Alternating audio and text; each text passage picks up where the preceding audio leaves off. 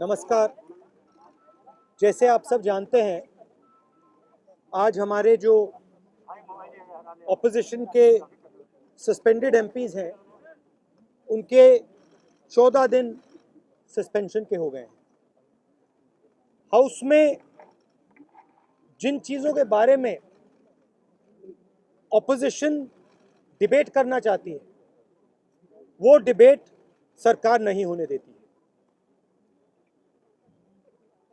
और जहां भी ऑपोजिशन अपनी आवाज़ उठाने की कोशिश करती है तो धमकाकर, डराकर उनको सस्पेंड करके सरकार काम करती है। ये लोकतंत्र की हत्या है। पार्लियामेंट हाउस में डिस्कशन होना चाहिए, सब मुद्दों पर डिस्कशन होना चाहिए, मगर जो डिस्कशन हम करना चाहते हैं वो हमें करने नहीं दिया जाता है। सरकार के ऊपर हम सवाल उठाना चाहें, सरकार सवाल उठाने नहीं देती। 3-4 ऐसे मुद्दे हैं जो सरकार मतलब नाम तक लेने नहीं देती। तो ये सही तरीका नहीं है। प्रधानमंत्री जी हाउस में नहीं आते हैं, कितने दिन से नहीं आए? 13 दिन हो गए प्रधानमंत्री हाउस में नहीं आते हैं, एक दिन आते नहीं है। ये कोई तरीका नहीं है लोकतंत्र को चलाने का। We have here our suspended members. This is a symbol of the democracy of this country. This is the symbol of the crushing of the voice of the people of India. They've been suspended now for 2 weeks. They are sitting outside. Their voice has been crushed. They've done nothing wrong. We are not allowed to discuss important issues in Parliament. We are not allowed to debate things in Parliament. Bill after bill after bill after bill is just passed in the din. This is not the way to run Parliament. The Prime Minister doesn't come to the House. And any time we want to raise an issue of national importance, we are just not allowed to do so. It's a very unfortunate killing of democracy that is taking place. एक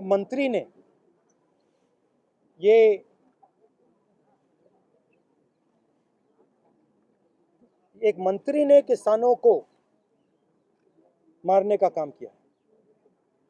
प्रधानमंत्री जानते हैं, उनके साथ उनकी team में है। हमने कहा उस समय भी डिस्कशन नहीं होनी थी।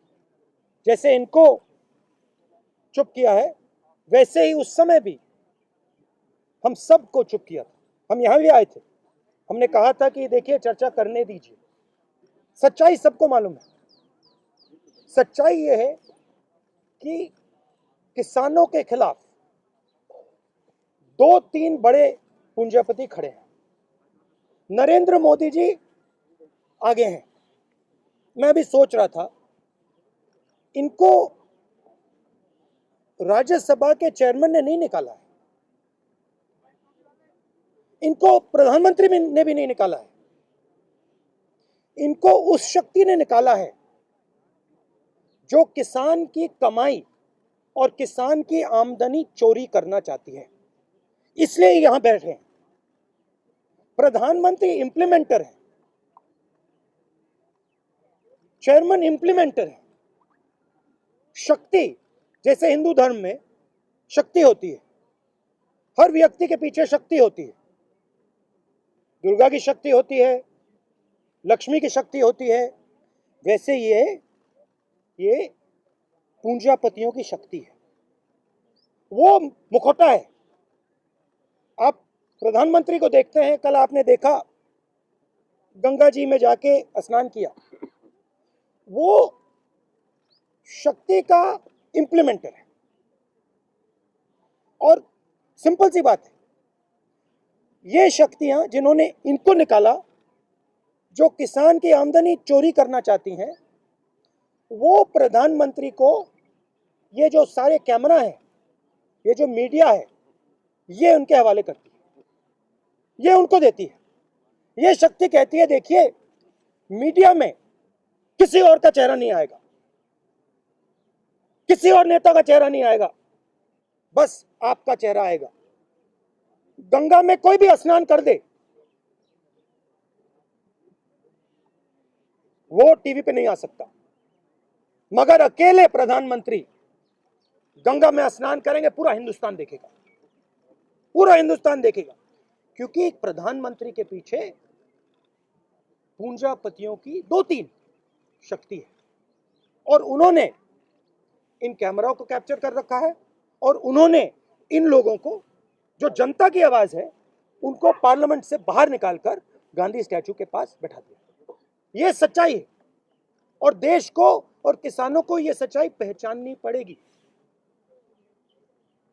लखीमपुर का जो मुद्दा है वो आप पार्लियामेंट में उठाएंगे ना?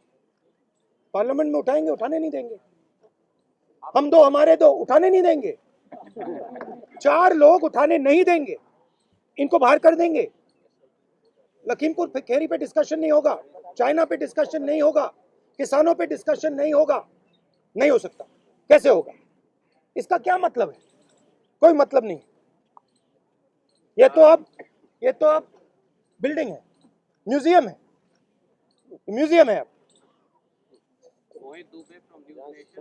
राहुल जी, मेरा सवाल यह है कि लगातार आप सीतापुर, लखीमपुर खीरी गए, हिरासत में भी लिया गया आपके नेताओं को।